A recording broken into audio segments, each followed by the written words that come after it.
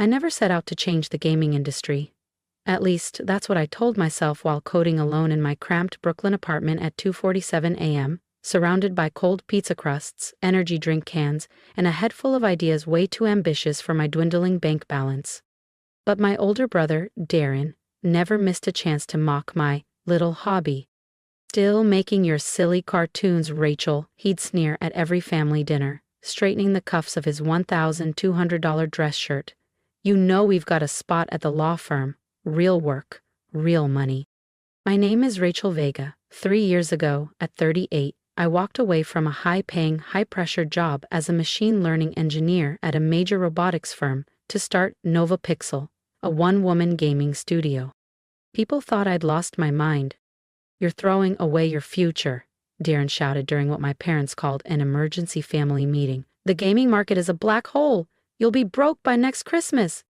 But what none of them knew, what no one knew, was that I wasn't just making games. I was quietly building something that could transform how games are designed in the first place. The seed had been planted years ago, while I was deep in research on adaptive AI systems. I stumbled onto a framework that could let a game observe a player's choices in real time and adjust, not just difficulty, but narrative, tone, even world building. This wasn't just predictive modeling, this was real-time, personality-based evolution. Nova Pixel's first mobile games were humble. A match 3 puzzle here, a cute adventure platformer there. But hidden under the surface was an evolving AI system collecting millions of behavioral data points, learning how real people thought, played, got frustrated, and found flow. I worked nights and weekends, keeping my consulting gigs during the day to stay afloat. The early months were brutal. My savings were almost gone. Every time Darren saw me, he had a new jab. "Hey, I checked out your latest release," he snickered one Christmas. "Looks like a Fisher-Price version of Angry Birds. You sure this is your big plan?" I smiled and topped off his wine glass. Let him think I was just another indie dev flailing in a crowded market. Then came Echo Run. On the surface, it looked like a sleek, minimalist, endless runner. But behind the scenes, it was powered by my fully functional, deeply adaptive AI engine, Orion. Echo Run didn't just react. It grew with each user. It learned how each player reacted under pressure, what patterns they repeated, and what types of challenges brought them joy or anxiety. The game built itself around the user's behavior in real time, offering a uniquely personalized journey for each player. Initial downloads were modest, but something strange happened. People wouldn't stop playing. Player retention was off the charts. Game reviewers couldn't explain it. YouTubers made reaction videos. Reddit threads lit up. People felt seen by the game, like it was reading their minds in the best way possible. Then, one day, an email hit my inbox. Subject: Sony Interactive, exploring collaboration. I almost deleted it, assuming it was spam, but something made me open it. Within a week, I was on a video call with their senior development team. They weren't just interested, they were fascinated. "We've never seen user metrics like this," their lead strategist said, flipping through charts that looked more like viral social app stats than game data. "You've cracked something here. We want in." Last month, Sony offered me $100 million to acquire the Orion engine and bring me on as a lead developer for their next-gen titles. Darren called the other day. He didn't bring up the law firm, just asked if I'd seen the feature on IG. "Yeah, I saw it. They're having completely different experiences. It's like each person is playing a unique game." I sat back, arms crossed, quietly watching the Sony team puzzle it out. One of their senior technical directors squinted at the architecture layout on my screen. His jaw dropped a little. "This structure," he muttered, pointing at the branching AI logic. "Wait, this isn't just a game, is it?" I smiled. "No, it's not." The meeting lasted 6 intense hours. By the end, their tone had shifted from polite curiosity to genuine awe. They wanted to schedule a formal presentation for the executive board. But I had one condition. "I want to do it at Lexington Partners," I said casually. There was a pause. "My brother Darren works there. He's always been very curious about my company's progress. I think he'd enjoy seeing where things stand." They agreed, probably thinking I was just being quirky or sentimental. What they didn't know was that I'd been quietly planning this moment for the last 3 years. The day of the presentation, Darren was in rare form, holding court in the sleek, glass-walled boardroom at the heart of their Manhattan office. He'd invited half a dozen of his firm's senior partners to watch his eccentric little sister pitch her phone app to a real company. "Rachel," he said with a smirk, not even trying to hide the sarcasm, "wouldn't a coffee shop have been more your speed for this kind of thing?" A few polite chuckles echoed around the room. I heard the murmurs as I set up my laptop. "Just a courtesy meeting, right? She's still doing mobile games? My niece makes better stuff in Roblox." Then the door opened. Marcus Tanaka, Sony's global head of gaming, walked in with 5 members of his executive team. Darren's smirk evaporated. "Ms. Vega," Marcus said, shaking my hand warmly, "thank you for hosting. I'll admit, it's not often we're the ones being pitched by a company we're considering acquiring." The word acquiring sucked the air out of the room. Darren's face cycled through 3 different shades of disbelief. I connected my laptop to the projector, took a breath, and began. "3 years ago," I said, "I left a stable 6-figure job to pursue something I believed could change gaming forever. Everyone thought I was reckless, naive, maybe even delusional."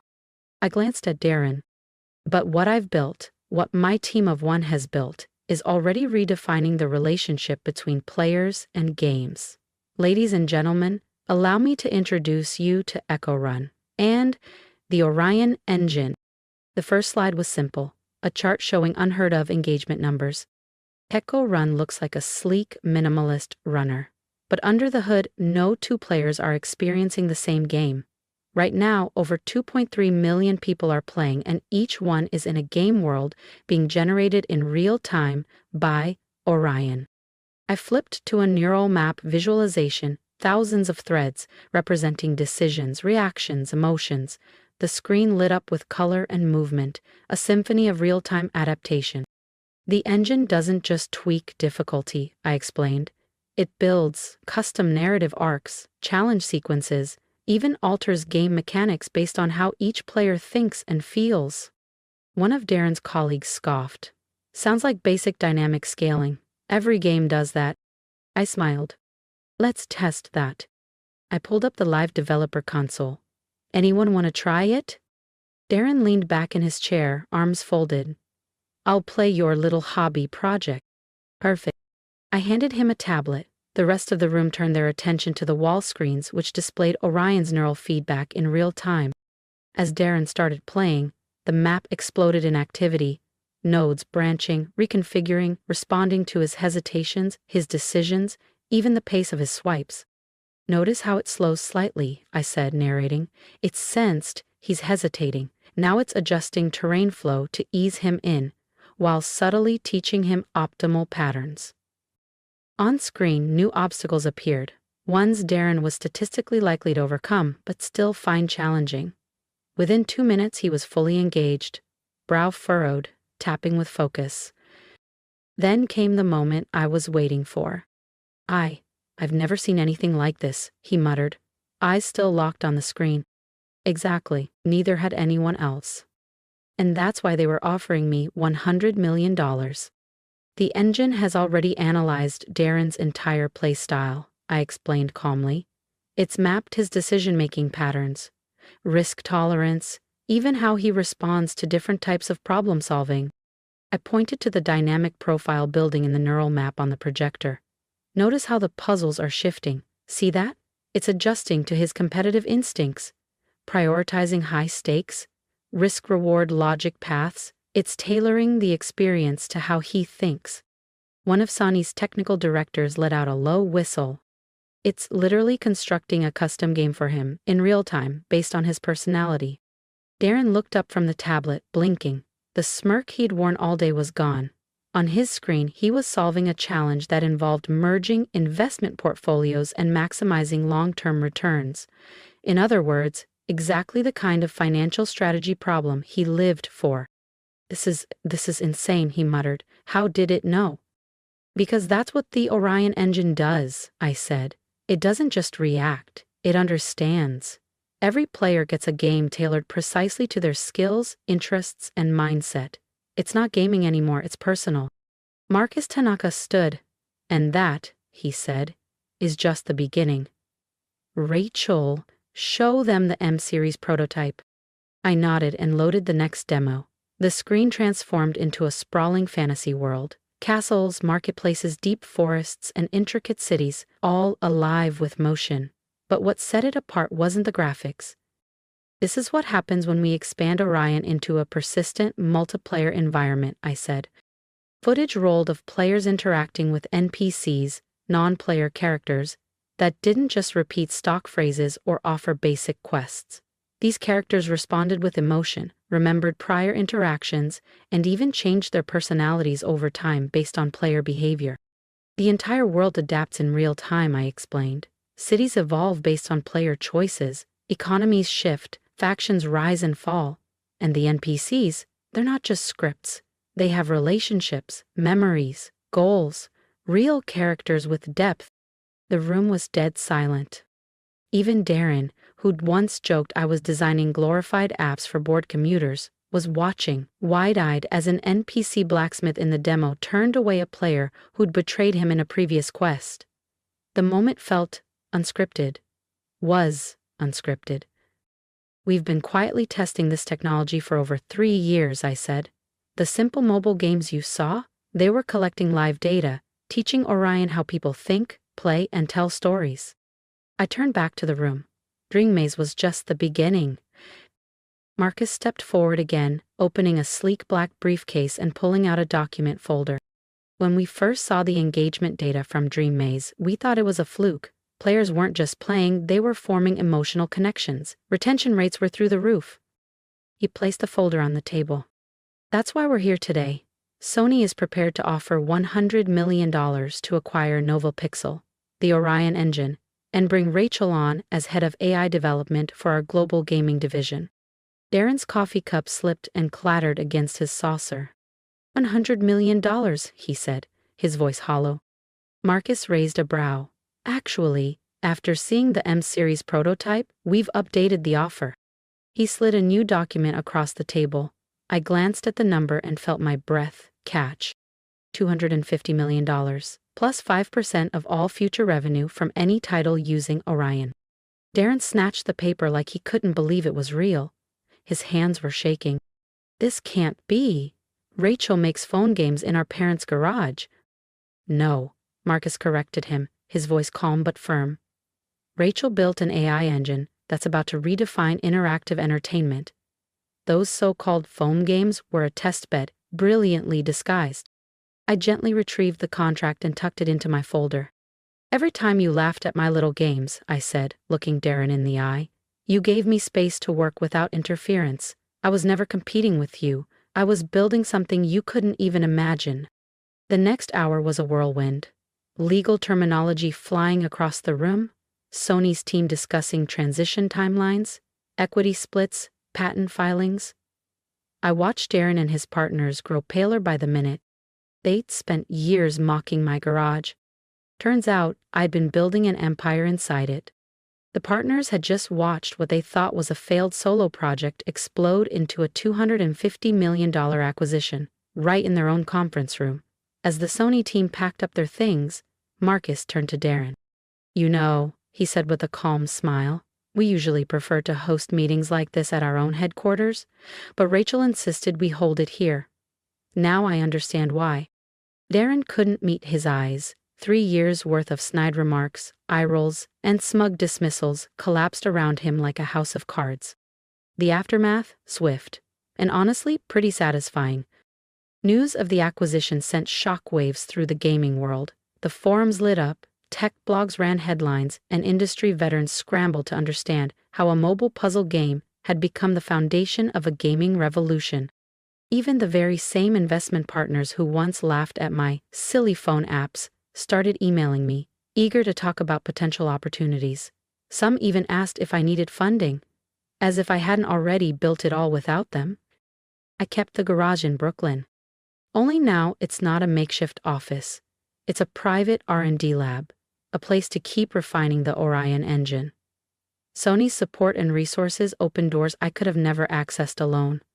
Dream Maze is now taught in university AI classes, and the expanded MMO version, Living Worlds, has changed how players think about online gaming entirely.